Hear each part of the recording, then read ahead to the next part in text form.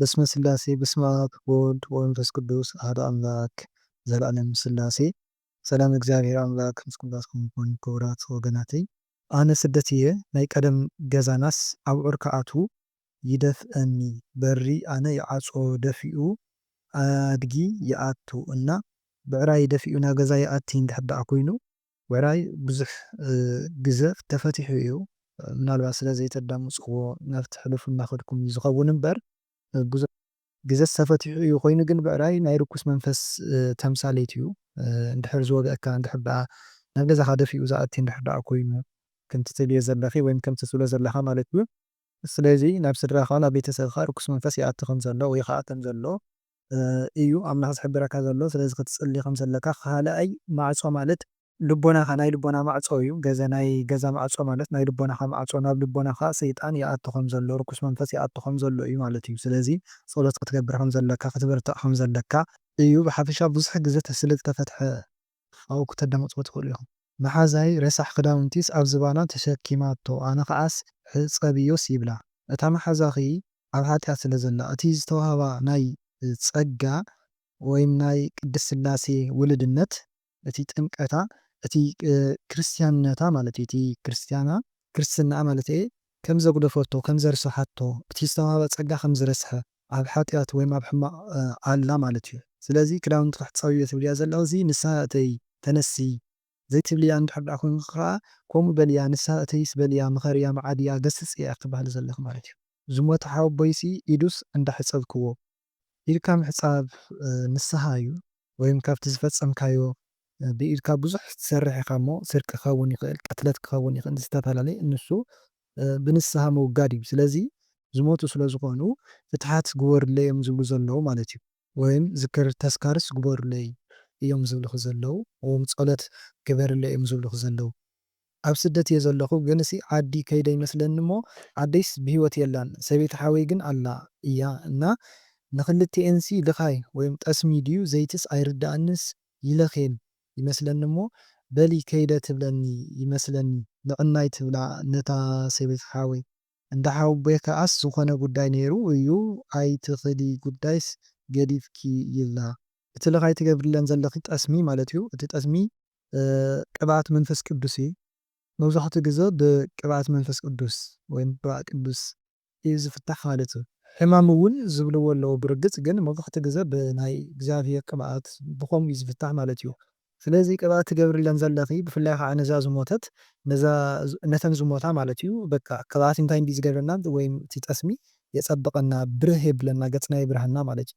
እቲ ፀጉርና እውን የለስልሶ ማለት እዩ። ስለዚ ተዕርፍየን ከም ዘለኽን ካብቲ ስቃይ ካብቲ መከራ ካብቲ ፀዋግ ዝኾነ ናይ ሲኦል ገፅታ ወይም ቦታ ካብኡስ ተዕርፍየን ከም ዘለኺ ቅብኣት መንፈስ ቅዱስ ትገብርለን ከም ዘለኺ ብምንታይ እዩ?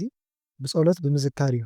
ጸሎት ነተን ዝሞታ ብጸሎት ብምዝካር እቲ ዝክር ብምግባር ንነዳያን ብምብላዕ ብሽመን ጌርኪ ማለት እዩ። እንድሕር ደኣ ከምኡ ዘይትገብሪ እንተኾንኩ ከዓ ክትገብርስ ከም ዘለኪ ከምኡ ገበርለኒ ክትበሃል ዘለኺ ማለት እዩ።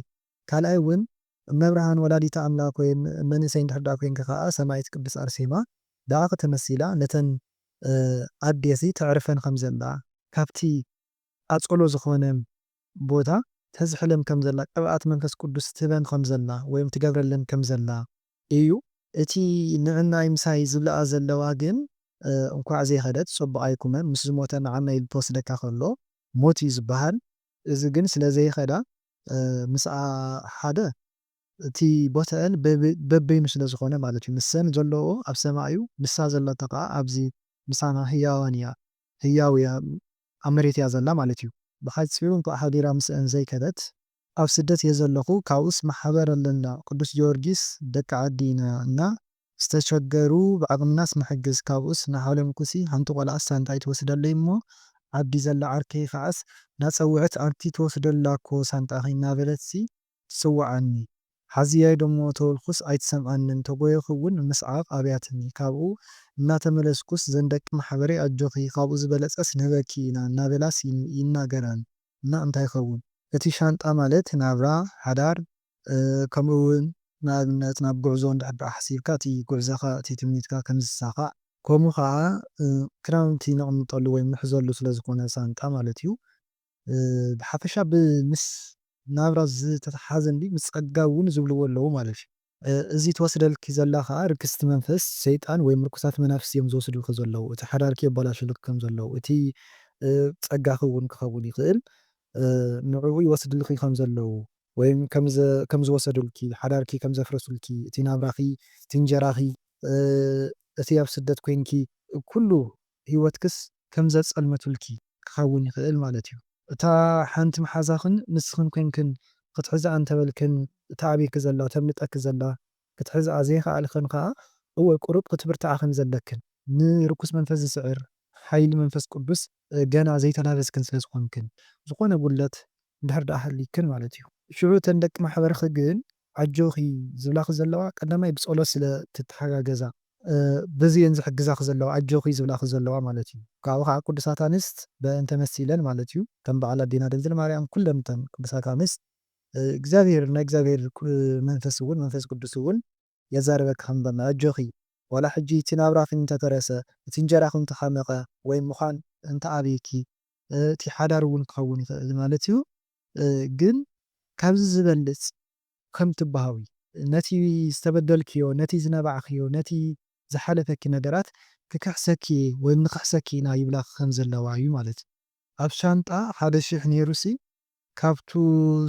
ካብኡስ ድዩ 600 ወሲዳስ ካብኡስ ነቂሓ 1,000 ቅርሺ ክትርኢ ከለካ መብዛሕትኡ ግዜ 1,000 ቅርሺ ህውከት ፈተና እዩ ማለት እዩ። ስለዚ እታ ትወስደልኪ ዘላ ብክልተ እዩ ዝረአ ማለት እዩ። እታ ትወስደልኪ ዘላ እቲ ህውከትኪ እቲ ሓሳባትኪ ትካፈለኪ ኣላ እቲ ጭንቀትኪ ትካፈለኪ ኣላ ትሕግዘኪ ኣላ ክኸውን ይኽእል እቲ ሓደ ካልኣይ ከዓ ቅርሺ ዋላ ብዙሕ ይኹን ብበረከት ዝፍታሕ ኣሎ። ስለዚ ካብቲ በረከትኪ ትሰልበኪ ከም ዘላ እውን ክኸውን ይኽእል ማለት እዩ እና ግልፂ ስለ ዘይገበርኪ እየ ትሕምስ ምስቲ ዘሎ ናትኪ ናብራ ኣመዛዝንቲ ክትወስድዮ ትኽእል ኢኺ ማለት እዩ። መሓዛይስ ከምቲ ናይ ቀደም ናይ ወታደር ጀሪካን ሓፂን ተሰኪማስ ካባይ ተሓቢኣ እንታይ እዩ ብሕልሚ ጀሪካን ምስካም ዝመለ ጀሪካን እንድሕር ደኣ ኮይኑ ጸጋ መንፈስ ቅዱስ ምስካም ከምኡ እውን ጀሪካን ምስካም ከዓ ብውሉድ እውን ዝፍታሕ ኣሎ ማለት እዩ። ስለዚ ካባኺ ትሕባእ ዘላ ውዳሴ ከይኾና ወይም እቲ ጸጋኣ ከይትፈልቀላ ከም ዝደለየት ክኸውን ይኽእል እቲ ሓደ ካልእ ከዓ ባዶ ጀሪካን ምስካም እንድሕር ደኣ ኮይኑ ካብ ጸጋ መንፈስ ቅዱስ ምርሓቅ ባዶ ምዃን ማለት እዩ ከም ሸምባቆ ምዃን ማለት እዩ። ስለዚ ካባኺ ትሕባእ ዘላ ከዓ ሓፊራ ክኸውን ይኽእል ማለት እዩ። ወይ ከዓ እቲ ሰይጣን ርኩስ መንፈስ ንስኺ ብርትዕቲ እንድሕር ደኣ ኮንኪ ከይትመኽርያ ከይትግስፅያ ከይትምዕድያ ንምንታይ ከምዚ እናበልኪ ከይትመኽርያ መታን ይሕባእ ኣሎ ካባኽስ የርሕቓ ከም ዘሎ እውን ክኸውን ይኽእል። ብቐመይሲ መከላኸሊ ጥንስስ እንኪ ትብለኒ እሞ ኣነ ከዓሲ ኣይደልን ሓጢኣት እዩስ ይብላ እንታይ ኮን ይኸውን። እዚ ደኣ ርክስቲ መንፈስ ሰይጣን መከላኸሊ ተጠቐሚ ትብለኪ ኣላ ማለት ይኩሉ ስለምንታይ ንስኺ ብርትዕቲ ትኾኑ እሞ እዚ ሓጢኣት እዩ ኣይጥቀምን ኢልኪ ወሲንኪ ትኾኑ እሞ ትፋታተነኪ ከም ዘላ ኣብ ሰብ ሓዲሩ ክኸውን ይኽእል ኣብ ሰብ ሓዲራ ክትኸውን ትኽእል ወይም ኣብ ሰብ ሓዲሩ ትርክስ መንፈስ ክኸውን ይኽእል። ምናልባት ከዓ ዝተባረኸ ንወገን ንሃገር ከምኡ እውን ንቤተክርስትያን ዝጠቅም ውልድ ስለ ዘለኪ ጸጋ ዘለዎ ውልድ ስለ ዘለኪ ንዕኡ ንኸይትወልድዮ መሰናክል ይኾነኪ ከም ዘሎ ርኩስ መንፈስ ሰይጣን እዩ። ደም ምፍሳስ እና ብማዕበል ምሽፋን ጫማ ምልካዕ እንታይ እዩ? እቲ ደም ምፍሳስ ትብልዮ ዘለኺ ብክልተ እዩ። ደም ክፈሰካ ከሎ ቀዳማይ እንጀራ እዩ። እቲ እንታይ ዝባል ናይቲ ሰይጣን ወይም ርኩስ መንፈስ ካባኻ ይወፅእ ከም ዘሎ ብደም መሲሉስ ይጠፍእ ወይም ይወፅእ ከም ዘሎ እዩ።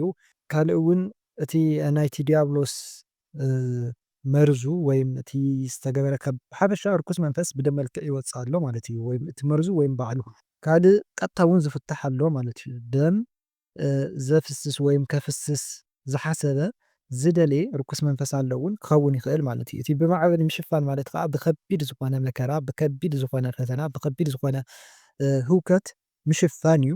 እቲ ጫማ ምልካዕ ከዓ ሕፀ እዩ ወይም ጫማ ሓዳር ስለ ዝኾነ ከምዚ መሓዛ ምምራፅ እዚ ንዓይ ዶ ይኸውን እከለ ንዓይ ዶ ይኸውን እናበልካ ምምራፅ ማለት እዩ ብሓፂሩ።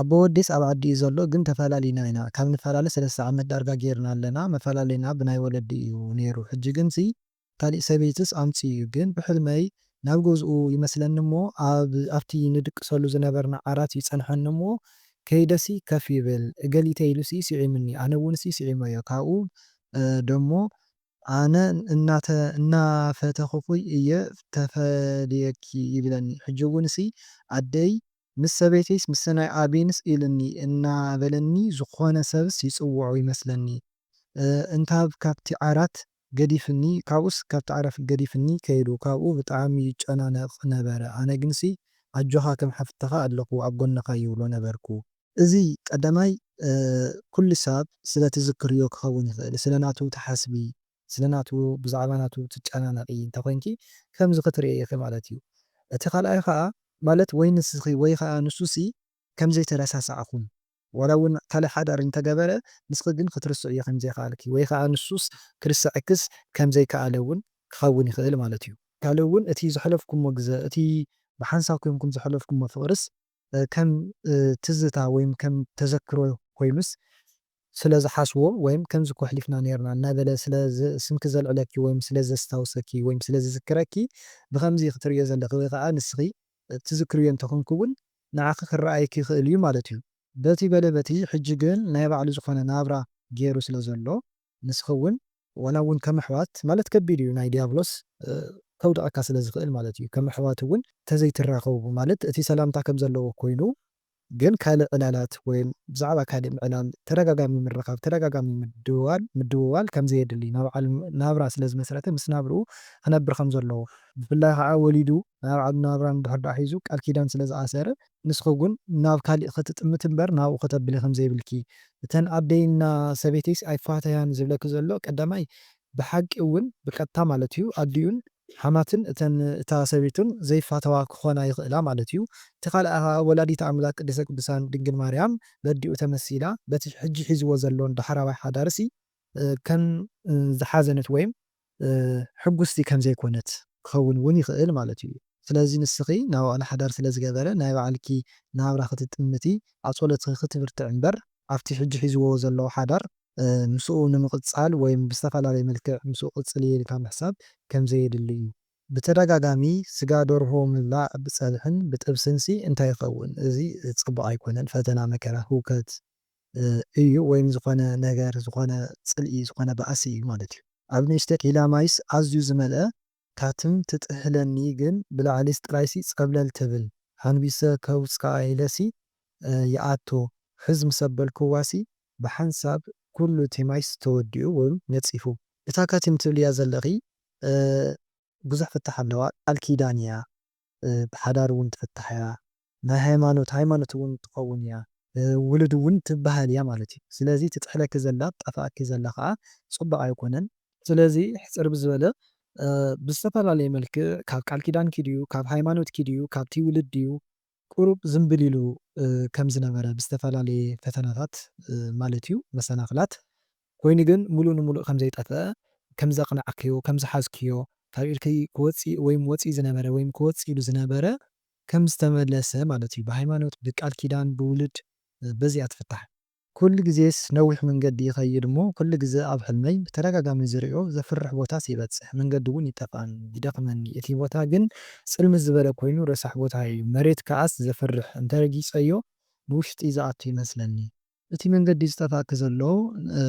ናይ ሃይማኖት መንገዲ እዩ ናይ መንፈሳውነት ሂወት ናይቲ መንፈሳዊ መንገዲ ማለት እዩ መንገዲ እግዚኣብሔር ይጠፍኣኪ ከም ዘሎ እዩ እቲ ዘፍርሕ ቦታ ትበፅሕዮ ዘለኺ ከዓ በቃ ናይ ጥፍኣት ናይ ህውከት ናይ ፈተና ናይ መከራ ናይ ርክሰት ናይ ሓጢኣት ዝኾነ ቦታ ወይም ስፍራ ክትኸድ እዩ ዘለኺ ማለት እዩ ስለዚ ኣካይዳኺ ክተስተኻኽል ከም ዘለኪ ኣብ ሃይማኖት ዘለኪ ኣካይዳስ ፅቡቅ ከም ዘይኮነ እቲ ናይ እግዚኣብሔር መንገዲስ ጠፊእኪ ከም ዘሎ ፀልሚትኪ ከም ዘሎ እግዚኣብሔር ኣምላኽ ርሒቕኪ ከም ዘሎ እና ብንስሓ ክትምለሲ ከም ዘለኪ ናብ ጸሎት እውን ክንዲ ዝኸኣልክዮ ክትምለሲ ከም ዘለኪ እዩ ኣምላኽ ዝሕብረኪ ዘሎ ማለት እዩ ካብ ኣፈይስ ነዊሕ ፈትሊ ካብ ጎረረይስ ይስሕቦ እዚ እውን ጎረረ ክሒዝኪ ዝነበረ ኣንደበት ክሒዝኪ ዝነበረ ኣብ ውሽጢኺ ኮይኑ ዘሳቀየኪ ዝነበረ ብጨጎራ ክኸውን ይኽእል ብዝተፈላለየ መልክዕ ደዌ ዝኾነኪ ሕማም ዝኾነኪ ናይቲ ዲያብሎስ መርዚ ዝኾነ እዚ ኩሉ ይወፃልኪ ከም ዘሎ ወይም ንክወፃልኪ ፀበል ዝተይ ናብ ኣምላኽ ቅረቢ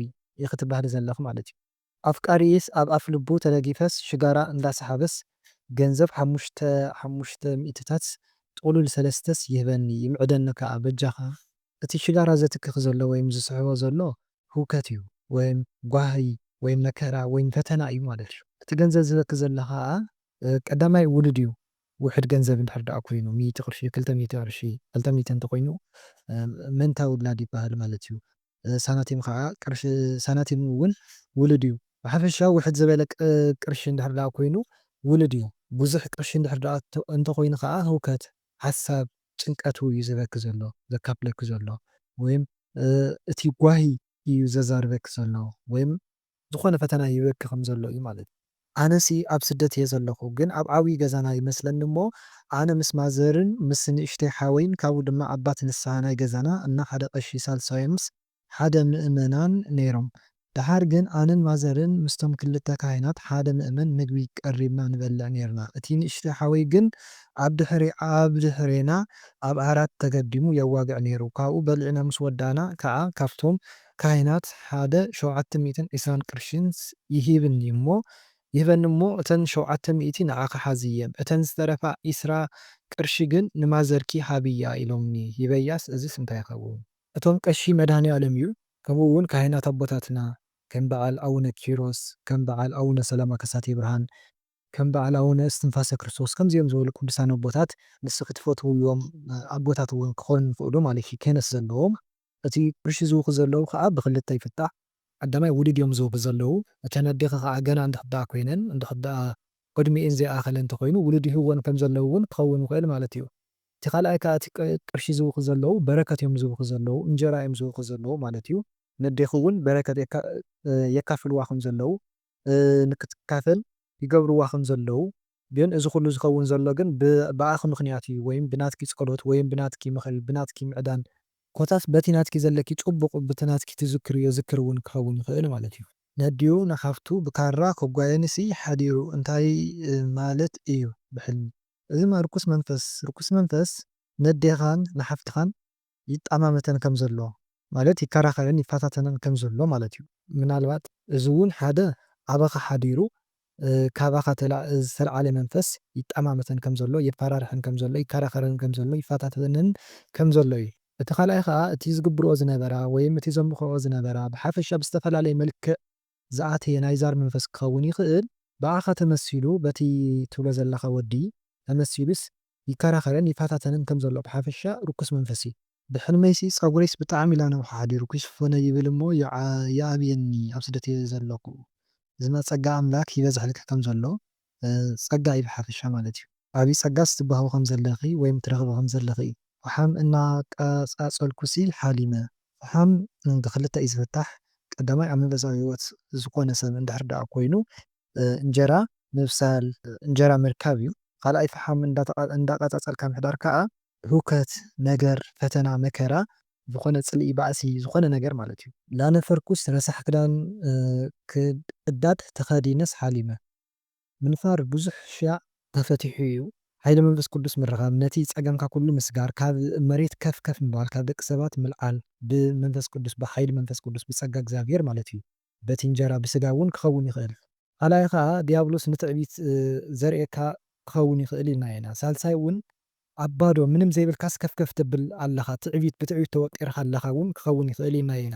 ስለዚ በሳናትካ እቲ ረሳሕ ክዳንን ቀዳድ ክዳንን ምኽዳን ክልተ ፍታሕ ኣለዎ ማለት እዩ። እቲ ሓደ ከም ኣቦታትና ባህታውያን ምናልባት ብመንፈስ ቅዱስ ኣዝኻ መንፈሳዊ ሰብ እንድሕር ደኣ ኮንካ ከም ናቶም ፀጋ ከም ዘለካ።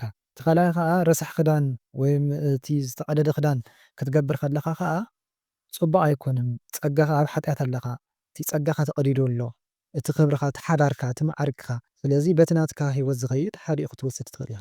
ብሕልመይሲ ሓንቲ ዓባይ ሰበይትስ ፀሊም ዝተኸደነት እያ እሞ ዓባይ ተስሓቢት መኪናስ ብጣዕሚ ዝመረተት እያ እሞ ትህበኒ ካብኡ ሓፂበስ ናብ ሓዳሽ ይቀይራ ካብኡስ ብሓደ ንኸድ። እዚ ምናልባት ንስኺ ኣብ መንፈሳዊ ህይወት ብርትዕቲ እንድሕር ደኣ ኮንኪ ወላዲተ ኣምላክ ቅድስተ ቅዱሳን ንጽሕተ ንጹሃን ድንግል ማርያም እታ መኪና ስጋ ወይም ኣብ ዓለም ዝጨቀየት ወይም ብስጋኣ ዝረስሐት ብስጋን ብነፍስን ዝረስሐት ኣብ ሓጢኣት ዓለም ዘላ ስጋ ወይም ወዲ ሰብ እያ ትበክር ዘላ ማለት እዩ። ንስኻ ከዓ ናብ ሓድሽ ትቕይር እያ ኣለኺ ብምንታይ ብምኽሪ ብማዕደን ብፀሎት ናብ ንስሓ ተብቅዕያ ከም ዘለኺ ወይም ንሰብ ተብቅዕ ከም ዘለኺ እውን ክኸውን ይኽእል ማለት እዩ። ወይ ከዓ ብስጋ ዝተጎሳቆሉ ዝረስሑ ሰባት ነዳያን ማለት እዩ ወይም ዝሓመሙ ዝዓበዱ ሰባት ትከናኸኒ ከም ዘለኺ ወይ ከዓ ትከናኸኒ ከም ዘለኪ ወላዲት ኣምላክ እያ ትሕብረኪ ከም ዘላ ማለት እዩ ትሕብስ ከም ዘለኪ ሓማተይ ኮይና ትስምዓኒ እሞ ተራኺብናሲ ሕቑፍ ኣቢላስ ትስዕመኒ ንነዊሕ ንሰዓዓም ምስ ሰበይተይ ተፋቲሕና ኢና ኣብኡ ግንሲ ትርእየና ነይራ ኣይተዛረበትንን ኣይተዛረብክዋን ስቕ ኢላ ትርእየኒ እዚ ፍቕሪ እየን ዝገልጻልካ ዘለዋ ከም ዝፈትዋኻ ከም ዘፍቅራኻ ከም ዝዝከራኻ ሕጂ እውን ይዝክራኻስ ከም ዘለዋ ማለት እዩ እተን ሓማትካ ኣነ ንዓዲ ከይደ ይመስለኒ እሞ ካብኡስ ብዓባይ ኣይሱዝ እያ ትመስለኒ ብዙሓት ሰባት ዝተፃዓይና ይመስለኒ ካብኡ ምስኣቶም ኣነ ነይረ ይመስለኒ ካብኡ ሓደ ወዲ ኣይፈልጦይ ኣብ ብርኩስ ኮፍ ኢለስ ይሓቕፎኒ የጫውተኒ ይመስለኒ ብጎደና ድማ ደሞ ሰብ ነይሩ እንታይ ይኸውን እሺ እታ መኪና ትብልያ ዘለኽ ተፃዒንኩም ትኸዱ ዘለኹም ኣብ ዓለም ኮይንኩም ማለት እዩ ኣብ ዓለም ኮይንኩም እቲ ወዲ ዘፃውተክ ዘሎ ከዓ ምናልባት ከምቲ ናይ ዝሙት ዓይነት እንድሕር ዳኣ ኮይኑ ርኩስ መንፈስ እዩ ወይ ከዓ እንድሕር ናይ ዝሙት ዘይኮነ ሱቕ ኢሉ ናይ ፍቕሪ ፀዋታ እንድሕር ዳኣ ኮይኑ ከዓ እቲ ሓላዊ መልኣክ ወይም እቲ ትፈትውዮ መልኣክ ንሱስ ይንከባኸበኪ ይሕብሕበኪ ከም ዘሎ ፍቕሩ ይገልፀልኪ ከም ዘሎ ስለምንታይ መንፈሳዊ ትሕፍናይ እንድሕር ዳኣ ኮንኪ ማለት እዩ ወይ ከዓ ኣብ ሓዳር እንድሕር ዳኣ ዘይተደረኽኪ እንድሕር ዳኣ ኮንኪ ማለት ሓዳር ኣፍቃሪ እንድሕር ዳኣ ዘይብልኪ እግዚኣብሔር ኣምላክ ዝሓዘልኪ ዝሕብሕበኪ ዘፃውተኪ ወዲ ተባዕታይ ወይም ወዲ ኣዳም ከም ዝህበኪ ከም ዘራኽበኪ ትምኒትካ ከም ዝስኻዕ ክኸውን ይኽእል ማለት እዩ